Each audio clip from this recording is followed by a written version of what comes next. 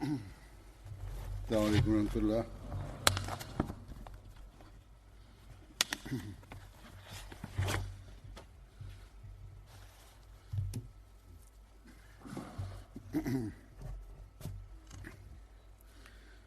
أشهد أن لا إله إلا الله وحده لا شريك له وأشهد أن محمدا عبده ورسوله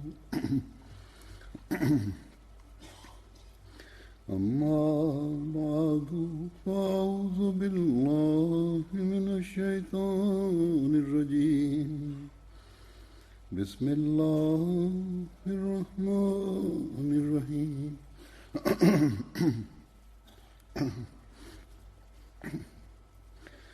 الحمد لله رب العالمين الرحمن الرحيم مالك يوم الدين إياك نعبد وإياك نستعين اهدنا الصراط المستقيم صراط الذين أنعمت عليهم غير المغضوب عليهم ولا الضالين.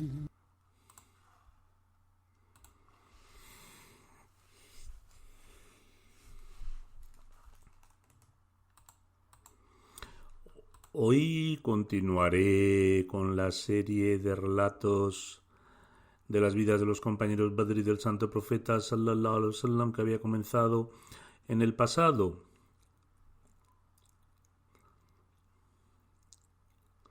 Debido a la reciente gira y varios jalsas, hubo una pausa en esta serie.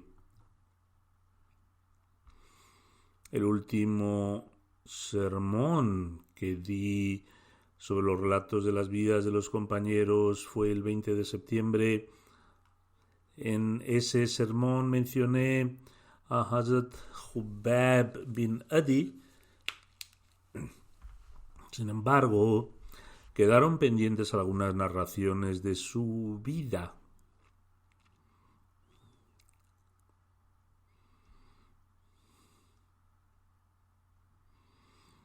En ese sermón se mencionó que en el momento de su martirio le pidió a Dios Altísimo que transmitiera su salam al Santo Profeta sallallahu alaihi wasallam. Estas personas tenían un estatus muy elevado y habían alcanzado la cercanía de Dios Altísimo. También aprendemos cómo Dios Altísimo les trató en base a este incidente cuando le pidió a Dios Altísimo que transmitiera su salam al Santo Profeta sallallahu alaihi wasallam, ya que no había nadie más para hacerlo, y Dios Altísimo transmitió su salam al Santo Profeta sallallahu alaihi wasallam. El Santo Profeta, mientras estaba sentado con sus compañeros, respondió con wa alaykum as-salam e informó a los compañeros sobre su martirio. Después del martirio de Hazrat Khubab bin Adi y sus compañeros, el Santo Profeta sallallahu alayhi wasallam ordenó a Hazrat Amr bin Umayya que fuera a la Meca y matara a Abu Sufyan, el principal instigador de este acto cruel, ya que ahora era merecedor de este castigo. El Santo Profeta sallallahu alaihi wasallam también envió a Jabbar bin Sakhr Ansari con él. Ambos ataron sus camellos en un paso en el valle de Yazid, que está situado a 8 millas de la Meca, y entraron en la Meca durante la noche.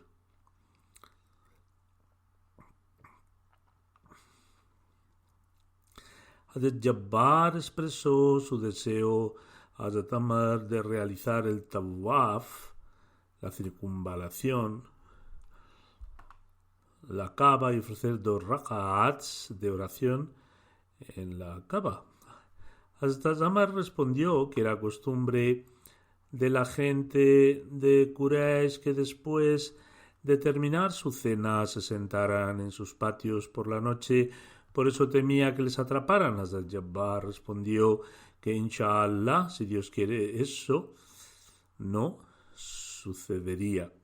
Hazrat Amr dice: realizamos el tawaf de la Kaaba y ofrecimos 2 rak'ats de oración. Luego salimos en busca de Abu Sufyan. Por Dios, estábamos caminando cuando una persona me vio y me reconoció y dijo: este es Amr bin Umayya. Seguramente debe haber venido con alguna mala intención.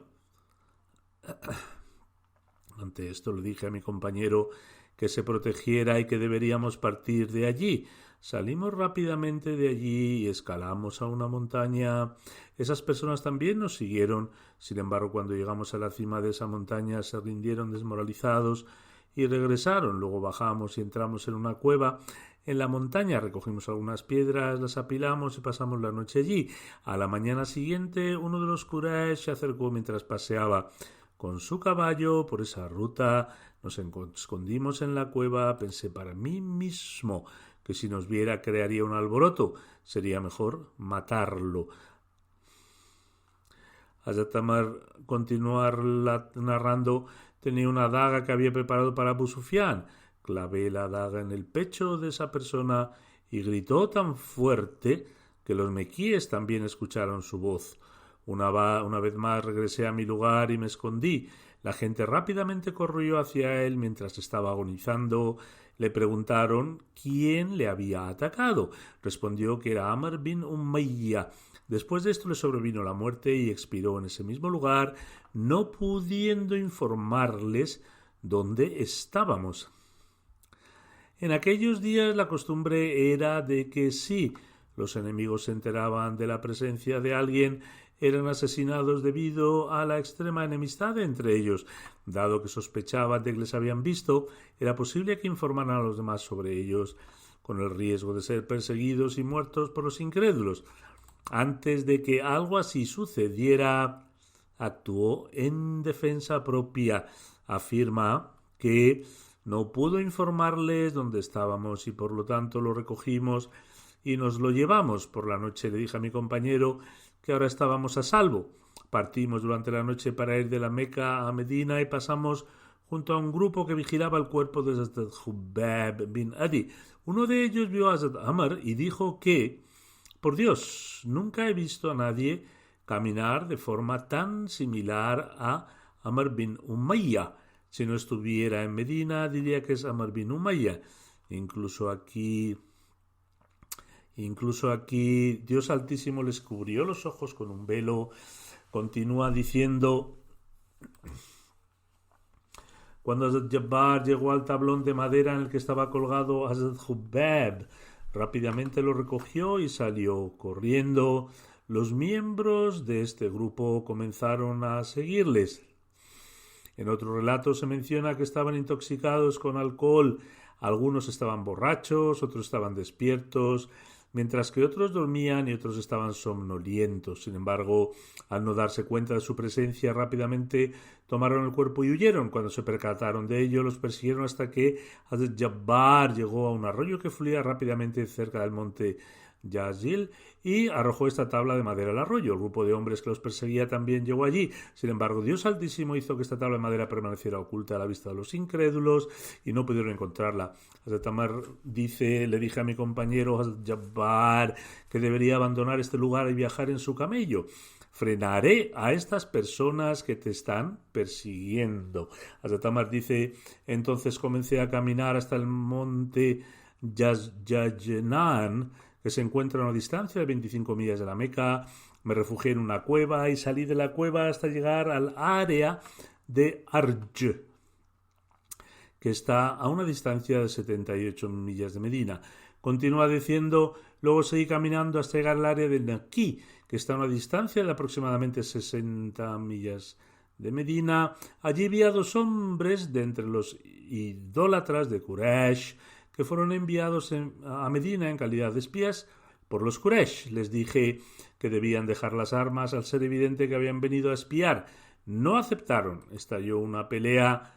Comenta que golpeé a uno con una flecha y lo maté, y arresté al otro, lo encadené y lo traje conmigo a Medina. Según otra narración, Hazrat Amr bin Umayya Zamri relata que el santo profeta sallallahu alaihi wasallam lo envió solo como emisario para sacar a Hazrat Khubayb de la tabla de madera. Dice: por la noche me acerqué a ese lugar y trepé a la tabla de madera en la que Hazrat Khubayb colgaba. Tenía miedo de que alguien pudiera verme. Cuando solté la tabla de madera cayó al suelo. Después de esto la tabla de madera se desvaneció como si la tierra se la hubiera tragado. Desde ese momento hasta hoy no hay rastro de los huesos de Khubayb. Según otra narración, Hazrat Amr bin Umayya Zamri relata: cuando solté a Hazrat Khubayb de las cuerdas y lo recosté, escuché un ruido detrás de mí. Cuando me volví de nuevo no pude ver nada y el cuerpo de Hazrat Khubayb había desaparecido de mi vista. Por lo tanto, la primera narración parece más auténtica. Cuando los persiguieron, él lo arrojó al río y el río se lo llevó, o la corriente o el flujo de agua se lo llevaron. Hay varias narraciones. Sin embargo, se hizo conocido por un nombre que significa uno cuyo cuerpo desapareció en la tierra y nadie pudo encontrarlo. Los incrédulos que querían mutilar su cuerpo no pudieron hacerlo y Dios Altísimo lo protegió. Una narración en relación con el incidente del encarcelamiento de Hazrat Khubayb bin Adi es la siguiente. Maviyah era la esclava liberada de Hujair bin Abu Ayyab, y Khubayb fue encarcelado en su casa para ser asesinado tan pronto como pasaran los meses sagrados. Mavia aceptó el Islam más tarde y demostró ser una buena musulmana. Más adelante Mavia solía decir que por Dios no he visto a nadie mejor que Hazrat Khubayb. Solía observarlo desde la puerta y estaba encadenado. Que yo sepa, no había semillas de uva para comer en la faz de la tierra, es decir, no habían uvas en ese área y, sin embargo, Hazrat Khubayb solía tener en la mano un racimo de uvas del tamaño de la cabeza de una persona, es decir, un racimo grande de uvas. Estas eran las provisiones que Dios le había otorgado. Hazrat Khubayb recitaba el Sagrado Corán durante la oración de Tahajjud y las mujeres lloraban al escucharle y sentían compasión hacia Hazrat Khubayb. Ella dice: un día le pregunté a Hazrat Khubayb: oh Khubayb, ¿necesitas algo? Respondió que no. En realidad, una cosa, por favor, dame agua fría para beber y no me des carne que haya sido sacrificada en nombre de los ídolos. No me des la comida que me das, que ha sido sacrificada en nombre de los ídolos. En tercer lugar, infórmame cuando decidan matarme. Luego, dice, después de esto, cuando pasaron los meses sagrados y una vez que se acordó la fecha del asesinato de Khubayb, fui a él y le informé de ello. Por Dios, no le importó en lo más mínimo que fuese matado. Me dijo: envíame una cuchilla para que pueda arreglarme. Ella dice: le envié una cuchilla a través de mi hijo Abu Hussein. Ese no era su hijo biológico, más bien ella solo lo había criado. Esto es lo que está registrado. Y además dice: cuando mi hijo se fue, de repente vino a mi mente el siguiente pensamiento: por Dios, que Khubayb tiene ahora la oportunidad de vengarse. Mi hijo ahora está con él, la cuchilla está en sus manos y él se vengará. ¿Qué he hecho dándole la cuchilla? Khubayb matará a este niño con la cuchilla y dirá que una vida a cambio de otra vida. La narración más común dice que el niño estaba jugando y se acercó a él y que Khubayb tenía una cuchilla en su mano. Sin embargo, en esta narración se afirma que el niño era lo suficientemente maduro como para que le enviaran algo a través de él y por lo tanto ella envió la cuchilla a través del niño. Ella dice además, pensé que iría a Jubeb y él diría que dado que ahora me van a matar, entonces yo le mataré a él también. Cuando mi hijo fue con la cuchilla, la tomó y de manera alegre le dijo al niño que era muy valiente y dijo, ¿no está tu madre preocupada que le traicione al haberte enviado a mí con la cuchilla de afeitar a pesar de que habéis decidido matarme? Hazrat Mavia dice, escuché estas palabras de Jubeb, dije, oh Jubeb, no tengo temor de ti debido a la protección de Allah y envié a este niño a ti con la cuchilla confiando en el ser que adoras. No lo envié para que mates a mi hijo con la cuchilla. No lo envié para que mates a mi hijo con la cuchilla. Hazrat Jubeb respondió, no soy así y no lo mataría. La traición no está permitida en nuestra religión. Después de esto informé a Jubeb que la gente lo sacaría de este lugar al día siguiente por la mañana y lo matarían. Al día siguiente la gente lo encadenó y lo llevó a Ta'anim, que es un lugar ubicado a una distancia de 3 millas de la Meca hacia Medina. Niños, mujeres, esclavos y muchas personas de la Meca se habían reunido para ver el asesinato de Jubeb. Nadie se quedó en la Meca según esta narración. Ella dice, algunas personas estaban allí para vengarse de sus mayores que fueron asesinados en la batalla. Otros presentes allí no buscaban venganza. En cambio, eran enemigos del Islam y deseaban ver la ejecución y disfrutar de ella. Cuando colocaron a Hazrat Jubeb junto con Zayd bin Dasna para Ta'anim, los idólatras instruyeron que se cavara en el suelo un largo trozo de madera.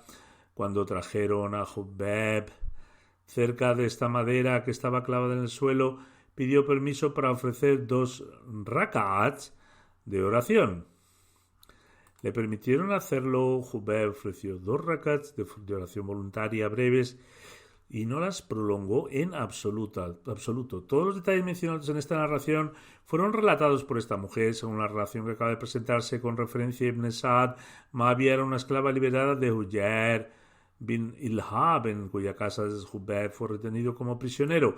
Según Allama Ibn Abdul Bar, Jubeb fue encarcelado en casa de Uqba. La esposa de Uqba le proporcionó comida para él durante este tiempo y le quitaba los grilletes a Jubeb cuando era la hora de comer.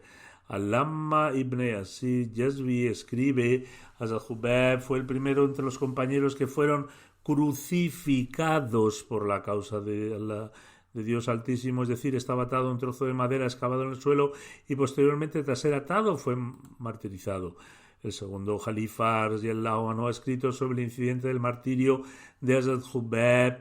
Él declara: Abu Sufyan, el jefe de la Meca, que también estuvo entre los que vinieron a presenciar la ejecución, dio un paso adelante y se dirigió a Zayd diciendo: ¿no prefieres que en tu lugar Muhammad estuviese aquí y tú cómodamente te quedaras en tu casa? Zayd furiosamente respondió: Abu Sufyan, ¿qué estás diciendo?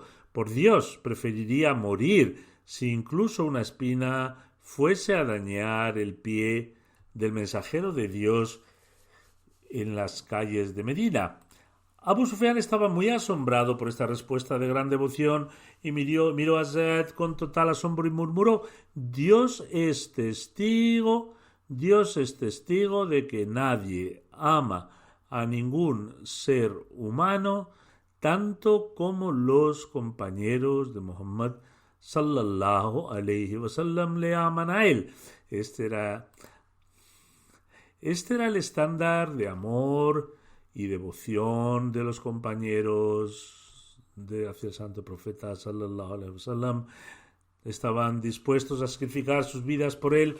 Del mismo modo, el trato de Dios Altísimo con ellos también es evidente.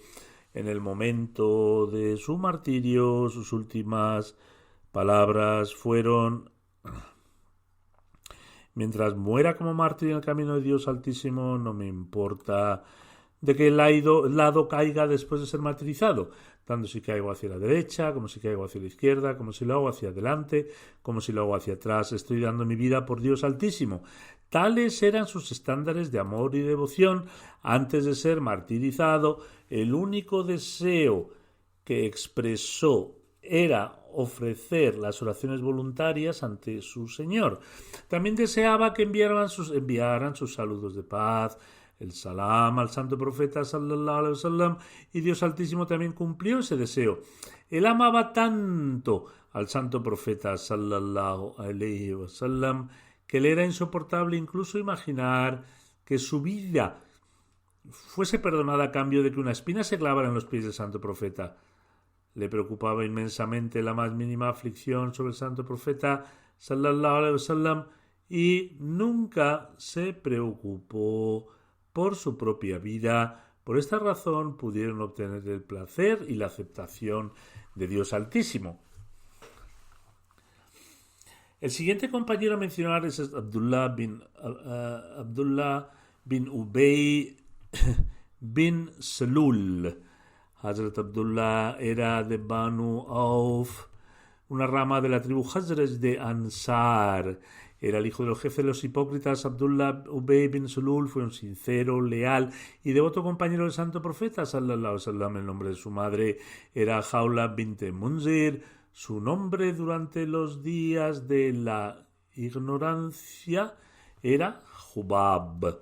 El santo profeta sallallahu alaihi wasallam cambió su nombre a Abdullah y declaró: Hubab es el nombre de Satanás.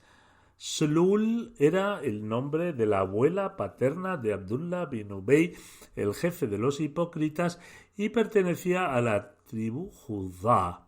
Ubay era conocido por el nombre de su madre, por lo tanto era llamado Abdullah bin Ubay bin Salul. Abdullah bin Ubay bin Salul era hijo de la tía materna de Abu Amir Rahab. Abu Amir era una de las personas que hablaban sobre el advenimiento del santo profeta sallallahu alaihi wasallam, es decir, que un profeta surgiría en el futuro cercano. Solía expresar su creencia en este profeta, juraba ante la gente que seguramente iba a aparecer durante los días de la ignorancia. Abu Amir comenzó a usar ropas ásperas y adoptó una vida de aislamiento. Cuando Dios Altísimo envió a su profeta sallallahu alaihi wasallam, en lugar de aceptarlo como aconsejaba a otros, sucedió lo contrario y se puso celoso. Se rebeló contra el santo profeta sallallahu alaihi wasallam y persistió en su estado de incredulidad. Cuando acompañó a los idólatras a luchar contra el mensajero de Dios durante Badr, el santo profeta sallallahu alaihi wasallam lo etiquetó como un fasik, un transgresor. De entre los hijos de Abdullah se mencionan los nombres de Ubada, Yulayya, Yasma, Khawali, Umama. Abdullah aceptó el Islam y fue muy devoto en su fe. Fue uno de los compañeros destacados del santo profeta sallallahu alaihi wasallam. Luchó junto al santo profeta en Badr, Uhud y todas las otras batallas. Sabía leer y escribir. Y Hazrat Aisha radhiyallahu anha ha narrado dichos del santo profeta sallallahu alaihi wasallam. A través de él tuvo el honor de ser uno de los escribas del Sagrado Corán. En un relato se menciona que la nariz de Abdullah fue cortada en la batalla de Uhud y el santo profeta le dijo que se la reemplazara por una nariz hecha de oro, mientras que en otra narración se dice que perdió 2 dientes en la batalla de Uhud y el mensajero de Dios sallallahu alaihi wasallam le ordenó que se pusiera dientes de oro en su lugar. El narrador de esta tradición declara que el relato en el que se mencionan los 2 dientes es más fidedigno y auténtico, y así parece. En algunas ocasiones algunos narradores tienden a exagerar o el mensaje no se entiende correctamente. La narración en la que se menciona que pierde sus dientes parece más certera, y el santo profeta sallallahu alaihi wasallam le ordenó reemplazarlos por otros hechos en oro. Incluso en esta época se colocaban coronas en los dientes. Abu Sufyan había desafiado a los musulmanes en la batalla de Uhud, diciéndoles que al año siguiente se enfrentarían de nuevo en el territorio de Badr. Mientras menciona este incidente en su libro La vida y el carácter del sello de los profetas, Hazrat Mirza Bashir Ahmad Saab, habiendo consultado numerosas fuentes históricas, presenta algunos detalles, los siguientes detalles. En los acontecimientos de la batalla de Uhud ya se ha mencionado que al regresar del campo de batalla, Abu Sufyan retó a los musulmanes a encontrarse de nuevo al año siguiente en Badr y el santo profeta sallallahu alaihi wasallam anunció la aceptación de este reto. Así al año siguiente, en el 4 después de la Hijra, a finales del mes de Shawwal, el santo profeta sallallahu alaihi wasallam partió de Medina con una fuerza de 1500 compañeros, dejando a Abdullah bin Ubay como en calidad de amir de Medina en su ausencia. Por otro lado, Abu Sufyan bin Harb también partió desde la Meca con un ejército de Quraysh formado por 2000 hombres. Sin embargo, a pesar de la victoria en Uhud y de tener una fuerza tan grande, su corazón estaba asustado, y aunque estaba empeñado en la destrucción del Islam, no deseaba enfrentarse a los musulmanes hasta que pudiera reunir una fuerza más significativa y poderosa. Por eso, y mientras estaba en la Meca, envió a Medina a un hombre llamado Noem, que pertenecía a una tribu neutral, y le ordenó de forma contundente intimidar y amenazar de todas las formas posibles a los musulmanes e inventar historias para evitar que fueran a la guerra. Así, este individuo llegó a Medina y, al crear historias falsas sobre la preparación, la fuerza, el celo de los Quraysh, creó un estado de inquietud en Medina. Esto se extendió hasta el punto de que varias personas con una disposición más débil comenzaron a albergar temor en participar en el Ghazwa, en la batalla. Sin embargo, el santo profeta animó a los musulmanes a salir y en su discurso dijo: ya hemos aceptado el reto de los Quraysh y hemos prometido partir, por lo tanto no podemos echarnos atrás. Incluso si se me exige que vaya solo, lo haré y me mantendré firme frente al enemigo. Como resultado de eso, el temor de las personas se disipó y se prepararon para partir en compañía del santo profeta sallallahu alaihi wasallam con gran celo y sinceridad. De este modo, el santo profeta sallallahu alaihi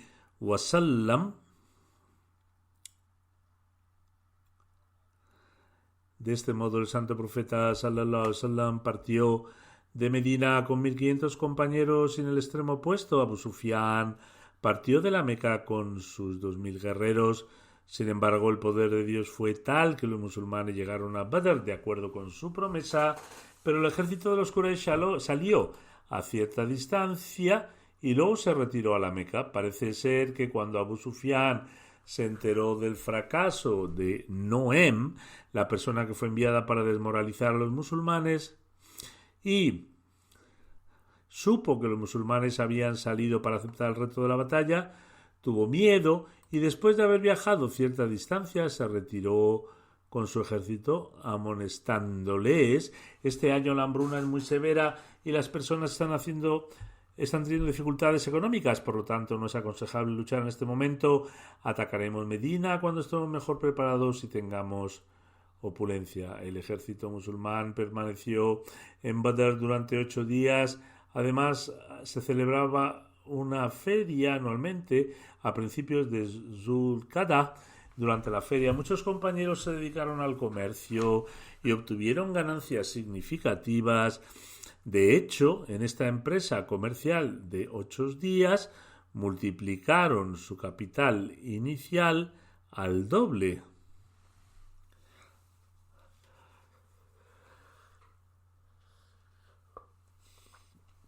Cuando la feria llegó a su fin y el ejército de los Quraysh no llegó, entonces el santo profeta partió de Badr y regresó a Medina.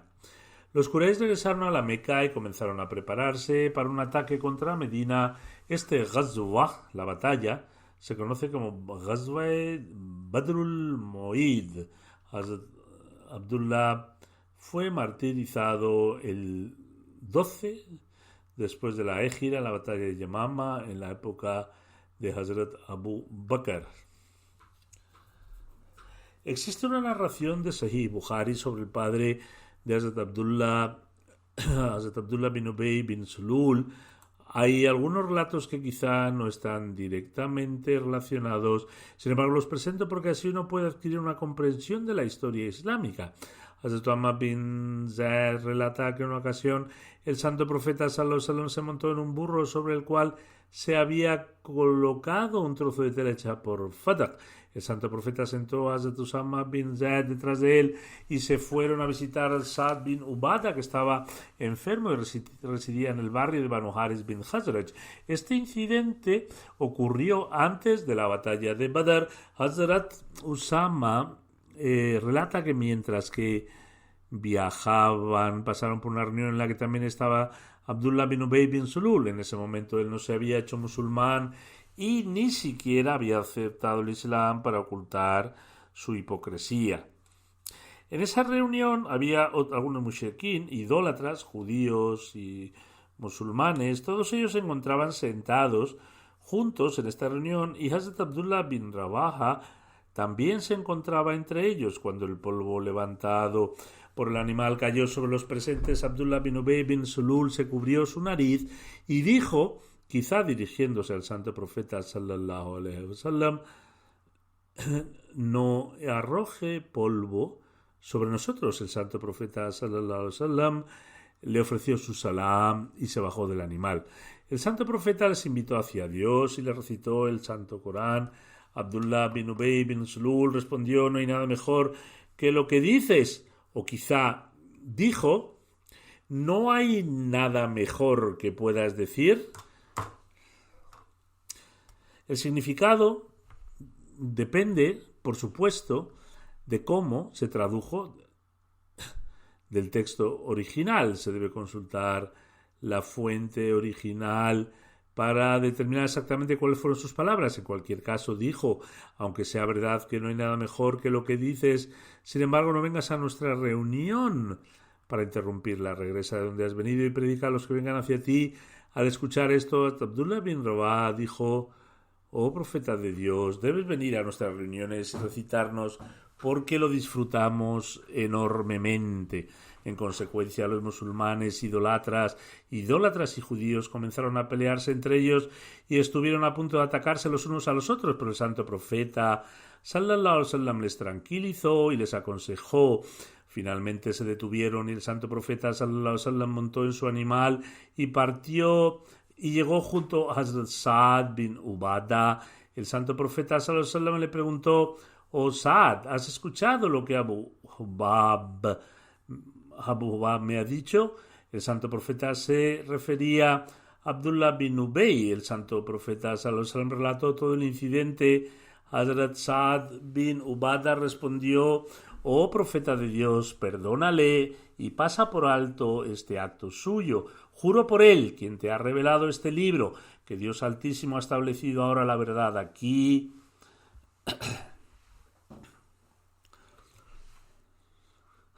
Que Dios Altísimo ha establecido la verdad aquí y te la ha otorgado. La gente de aquí ha decidido escogerle a Abdullah bin Ubay como su líder y colocar el turbante sobre su cabeza representando la corona del liderazgo. Sin embargo, cuando Dios Altísimo no permitió que esto sucediera debido a la verdad de que Dios Altísimo te ha revelado, comenzó a arder de celos. Esta es la razón por la que pronunció esto. Al oír esto, el santo profeta le perdonó. El santo profeta sallallahu alaihi wasallam y sus compañeros perdonaron a los idólatras y a la gente del libro según lo ordenado por Dios Altísimo y demostraban paciencia cuando les causaban aflicciones. Dios Altísimo declara: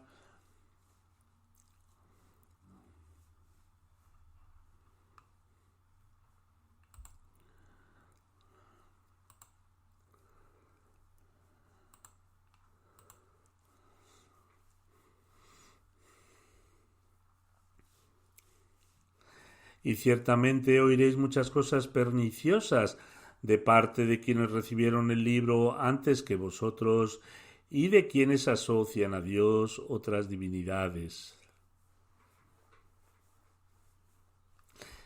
Y Dios Altísimo también afirma: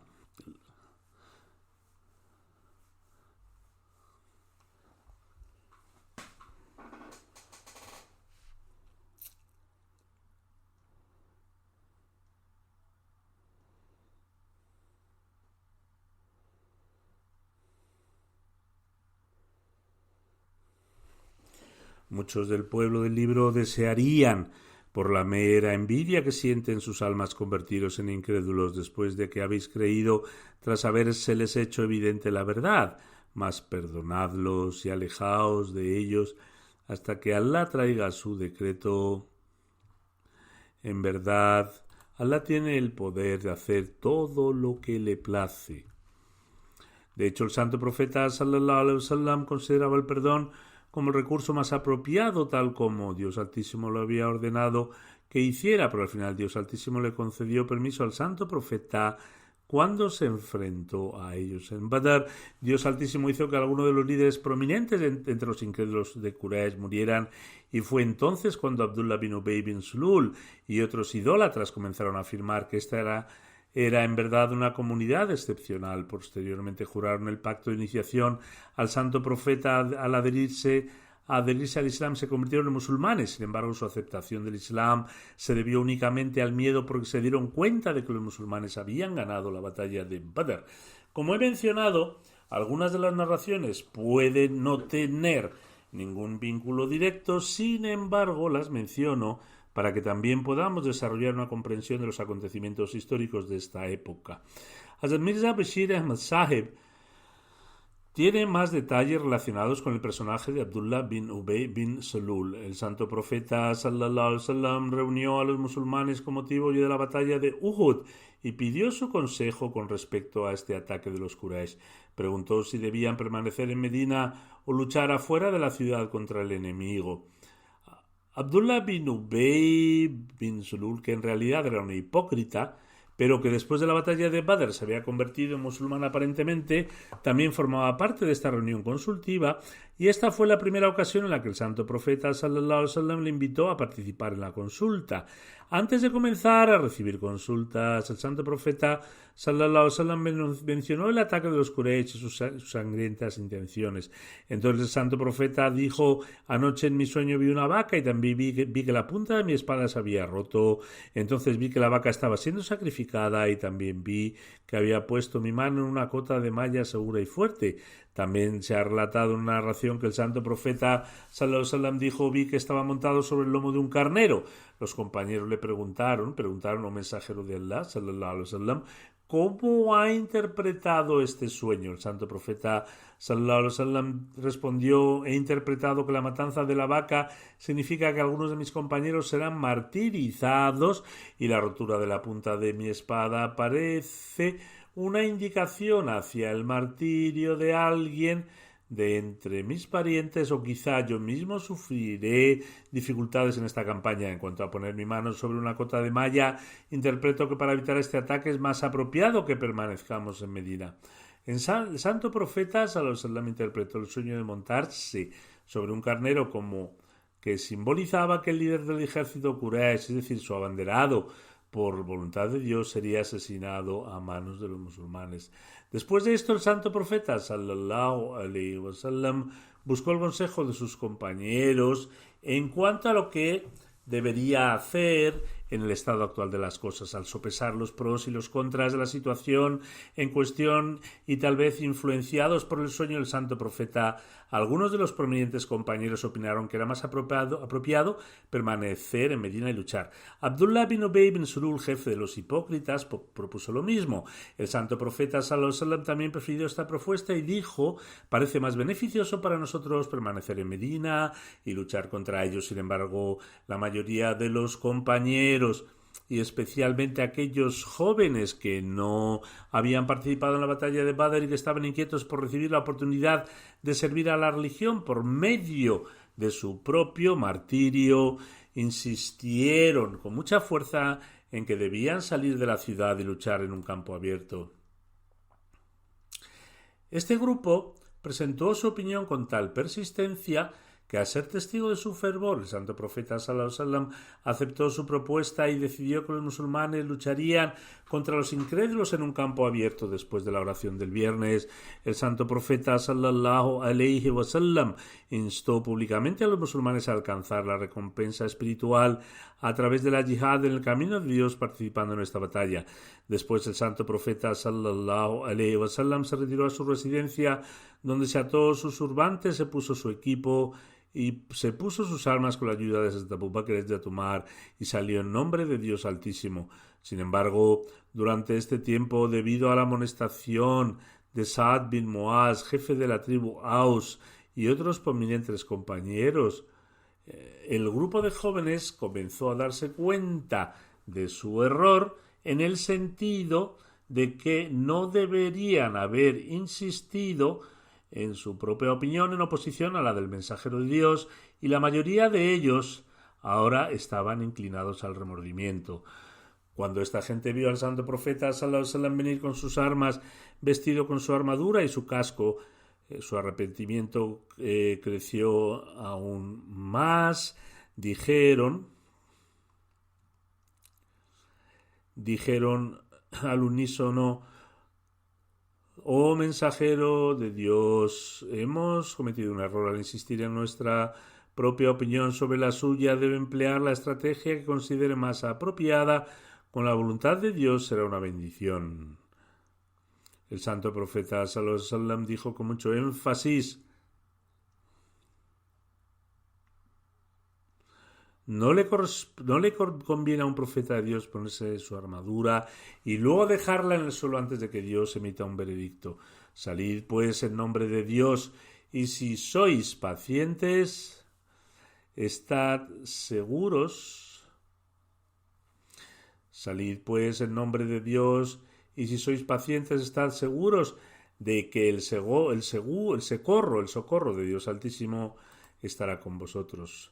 Después de esto, el santo profeta sallallahu alaihi wasallam ordenó que se prepararan 3 banderas para el ejército musulmán. La bandera de la tribu Aus fue confiada a Usaid bin al-Hudair radiyallahu anhu. La bandera de la tribu Khazraj fue confiada a Hubab bin Munzir, y la bandera de los Muhajirin, los emigrantes, fue confiada a Hazrat Ali. Después de nombrar a Abdullah bin Makdum como Imam Salat, el dirigente de la oración en Medina, y observar la oración de Asr, el santo profeta partió de Medina con un gran grupo de compañeros. Los jefes de las tribus Aus y Hazrat, Saad bin Muaz y Saad bin Ubada, siguieron adelante, corriendo lentamente, justo delante de la montura del santo profeta sallallahu alaihi wasallam, y el resto de los compañeros se adelantaron, posicionados a la derecha, a la izquierda y detrás del santo profeta. La montaña de Uhud está aproximadamente a 3 millas al norte de Medina, a mitad del camino, en un lugar conocido como Shaihain, cerca de Medina. El santo profeta acampó y ordenó una inspección del ejército musulmán.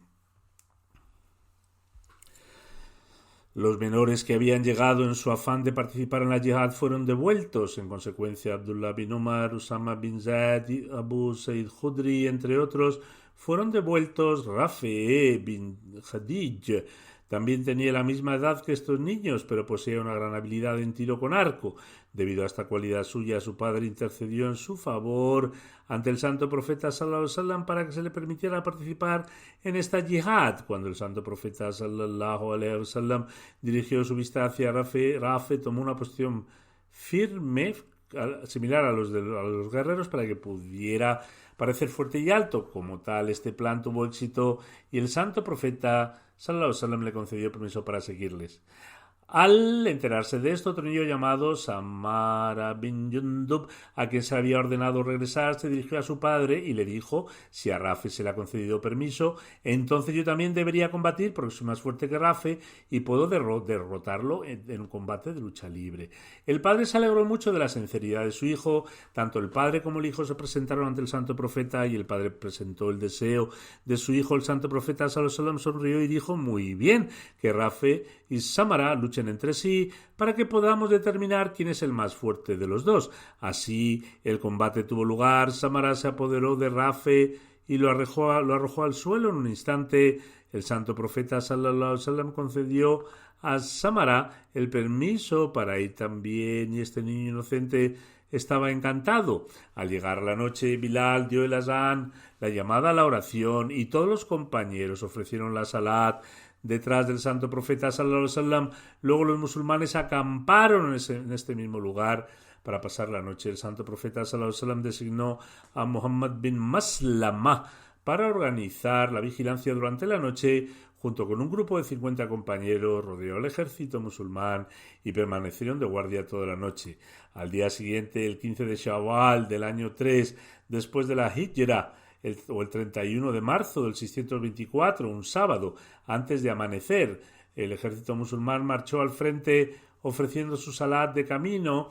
Llegó al pie del monte Uhud al comienzo de la mañana. Fue en esta ocasión cuando el malvado Abdullah bin Ubay bin Sulul, jefe de los hipócritas, traicionó a los musulmanes y, separándose junto con otros seguidores, regresó a Medina diciendo: Muhammad no prestó atención a mi consejo, al ser influenciado por jóvenes sin experiencia, ha salido de Medina, por lo tanto no puedo quedarme con él y luchar. Algunas personas lo amonestaron por su propia voluntad, diciendo que tal traición no era apropiada, pero él no lo aceptó y continuó respondiendo: si esta fuera una batalla, yo también habría tomado parte en ella, pero esto no es una batalla, es un suicidio. Ahora todo lo que quedaba del ejército musulmán eran 700 almas, que eran incluso menos que de un cuarto de los 3000 guerreros de los Quraysh. En cualquier caso, la batalla comenzó y hay varios incidentes y relatos en relación a esto que voy a relatar en el próximo sermón, si Dios quiere. Ahora mencionaré algunos detalles sobre un miembro fallecido, el respetado Khawaja Rashiduddin Sahib. Hijo de Molana Kamaruddin Sahib. También dirigiré su oración funeraria en ausencia. Khawaja Rashiduddin Kamar Sahib falleció a la edad de 86 años el 10 de octubre después de sufrir una enfermedad. Ciertamente pertenecemos a Dios y a él retornaremos. Nació en Qadian en 1933 y, como mencioné anteriormente, era hijo de Maulvi Kamaruddin Sahib. Muslim Maud nombró a Maulvi Kamaruddin Sahib primer Sadr, presidente del Majlis Khuddam al-Ahmadiyya. Khawaja Rashiduddin Kamar Sahib era el nieto paterno de Hazrat Mia Khairuddin Sahib Siljiwanis y el tío materno de nuestro respetado Amir Sahib de Reino Unido. Con respecto a Mia Khairuddin Sahib Siljiwani y sus dos hermanos, el Mesías prometido escrito en Anjame Atam, estoy asombrado por el amor y la sinceridad mostrada por nuestra Jamaat, incluso personas con bajos ingresos como Mia Jamaluddin, Khairuddin y Mahmuddin Kashmir de Cachemira, que viven cerca de nuestro pueblo. Incluso estos tres hermanos de escasos recursos trabajan como obreros y ganan quizás 3 o 4 anas, que serían 12 o 16 centavos al día. Participan en las donaciones mensuales con gran celo. El Mesías prometido una vez hizo una apelación para donativos y los tres hermanos contribuyeron. Mencionando esto, el Mesías prometido declara: su contribución a los donativos es en verdad asombrosa y admirable, porque guardan muy poco de la riqueza mundana para sí mismos, como el ejemplo de Abu Bakr, que trajo todo lo que tenía en su casa y han dado prioridad a la fe sobre todas las cosas mundanas, tal como lo estipulan las condiciones del Bet. Khawaja Sahib era su descendiente.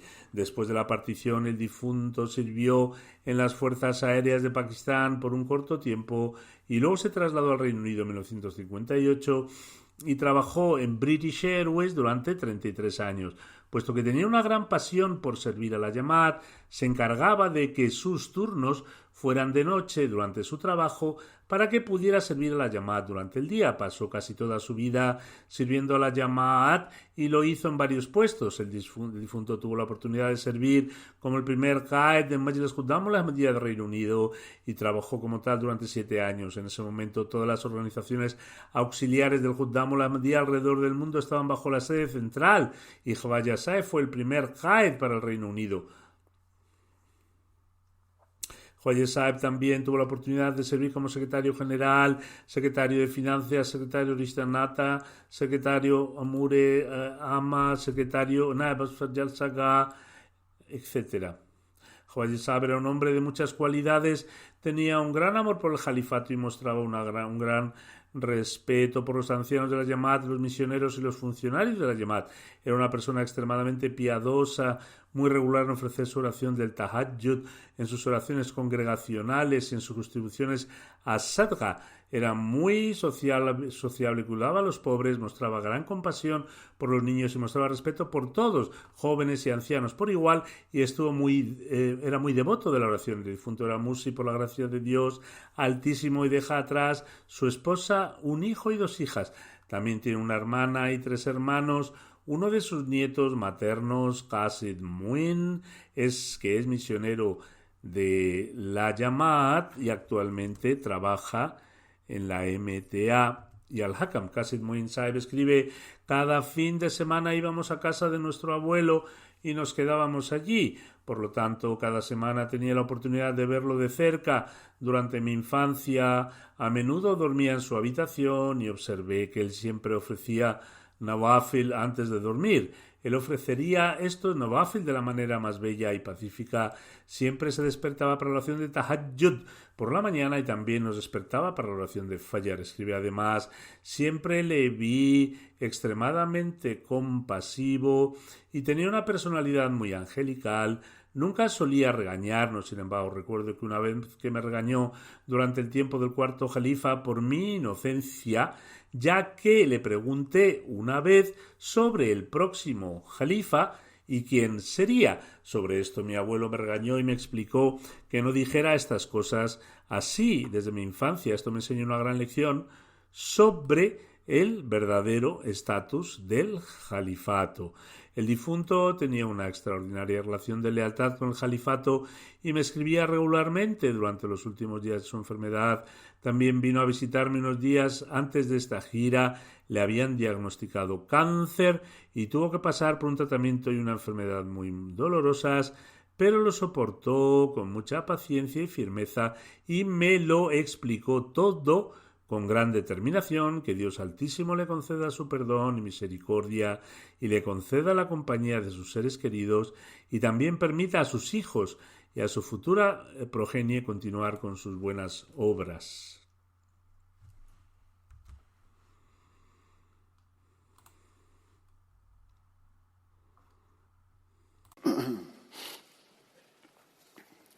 Alhamdulillah. الحمد لله نحمده ونستعينه ونستغفره ونؤمن به ونتوكل عليه ونعوذ بالله من شرور أنفسنا ومن سيئات أعمالنا من يهده الله فلا مضل له ومن يضلل فلا هادي له ونشهد أن لا إله إلا الله ونشهد أن محمدا عبده ورسوله عباد الله رحمكم الله إن الله يأمر بالعدل والإحسان وإيتاء ذي القربى وينهى عن الفحشاء والمنكر والبغي يعظكم لعلكم تذكرون اذكروا الله يذكركم وادعوه يستجب لكم ولذكر الله أكبر.